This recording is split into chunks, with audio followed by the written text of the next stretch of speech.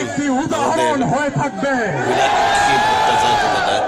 1971 একটি বিজয় এসেছিল, আমাদেরকে বলা হয় বিজয় আমরা পেয়েছিলাম ভারতের অনুগ্রহে।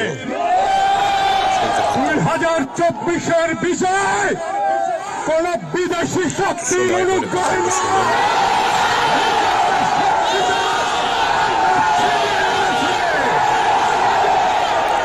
বিজয় বাংলাদেশের জনগণের, বিজয় বাংলাদেশের ভবিষ্যতে, বিজয় বাংলাদেশের তারুণ্যের, বিজয় বাংলাদেশের অবিনাশী শক্তি।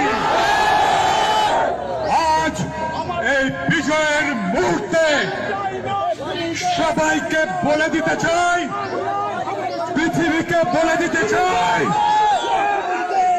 এই লড়াইয়ে আমাদের পাশে কেউ দাঁড়ায় নাই, কোন পরাশক্তি দাঁড়ায় নাই, কোন পশ্চিমা শক্তি দাঁড়ায় নাই। আমরাই আমাদের লড়াইকে ছিনিয়ে নিয়েছি। সবাইকে বলে দিয়ে বলতে চাই, বাংলার মাটি দুর্জয় ঘাটে।